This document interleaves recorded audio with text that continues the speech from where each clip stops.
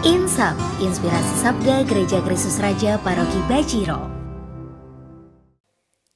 Ibu, Bapak, Saudara-saudari yang terkasih, berjumpa lagi dalam Insap, Inspirasi Sabda, Renungan Harian Paroki Kristus Raja Bajiro, Yogyakarta.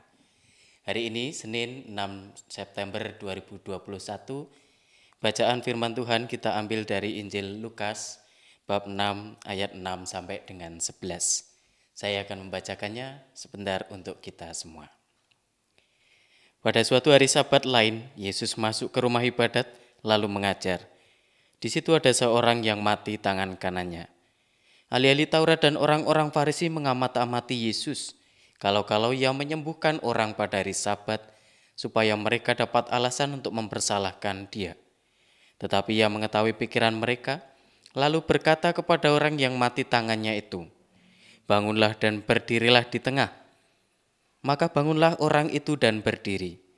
Lalu Yesus berkata kepada mereka, "Aku bertanya kepada kamu, manakah yang diperbolehkan pada hari Sabat, berbuat baik atau berbuat jahat, menyelamatkan nyawa orang atau membinasakannya?" Sesudah itu ia memandang keliling kepada mereka semua, lalu berkata kepada orang sakit itu, "Ulurkanlah tanganmu." Orang itu berbuat demikian dan sembuhlah tangannya. Maka meluaplah amarah mereka, lalu mereka berunding apa yang akan mereka lakukan terhadap Yesus. Ibu, Bapak, Saudara-saudari yang terkasih, Mbah Kakung, Mbah Putri, teman-teman muda, adik-adik semuanya yang dikasihi dan juga mengasihi Tuhan. Sabda Tuhan hari ini menceritakan bagaimana Yesus sudah diamat-amati oleh para musuhnya, ahli-ahli Taurat dan orang-orang Farisi, kalau Yesus ini melanggar aturan. Dan ternyata benar, ketika mereka mengamati, pada hari Sabat yang memang pada aturannya dalam tradisi Yahudi tidak boleh melakukan apapun. Tetapi Yesus tahu bahwa aturan itu dibuat pertama-tama untuk keselamatan manusia. Maka ketika aturan itu tidak membuat manusia selamat, kenapa itu harus diikuti? Bukan berarti Yesus ingin mengajak kita untuk melawan aturan-aturan yang ada ya. Tetapi Yesus ingin mengajak kita sekali lagi menempatkan keselamatan manusia ini melebihi daripada aturan itu sendiri. Maka Bapak Ibu, Saudara-saudara yang terkasih, dalam kehidupan kita sehari-hari pun kita demikian. Ada aturan-aturan yang harus kita ikuti, ada pola atau aturan main yang harus kita taati dalam kehidupan kita sehari-hari. Demi apa? Demi keselamatan kita. Pertama-tama kita harus memaknai aturan seperti itu, demi keselamatan kita, demi kebaikan kita bersama.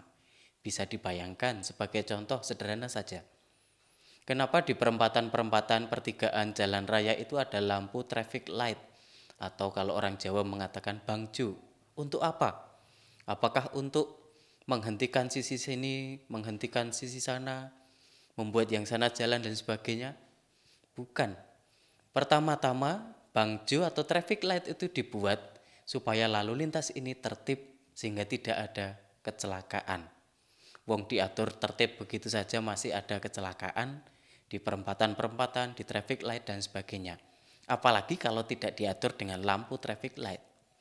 Maka mari kita memandang aturan-aturan yang ada dalam kehidupan kita, entah apapun itu, sebagai sebuah bentuk cara bagi kita, bagi Tuhan untuk membantu kita membangun hidup yang lebih baik dari waktu ke waktu. Maka pada hari ini saya ingin mengajak, selaras dengan apa yang disampaikan oleh Tuhan dalam bacaan firman hari ini, saya ingin mengajak kita semua untuk semakin berani taat supaya kita selamat. Taat pada apa? Taat pada aturan, taat pada kehendak Allah. Sebab kita tahu kehendak Allah adalah yang terbaik untuk kita semua. Maka mari kita berdoa, mari kita berusaha supaya semakin hari kita bertumbuh menjadi pribadi-pribadi yang berani semakin taat pada aturan, pada kehendak Allah dan lain sebagainya. Tetap sehat, tetap semangat, tetap penuh berkat, berkah dalam.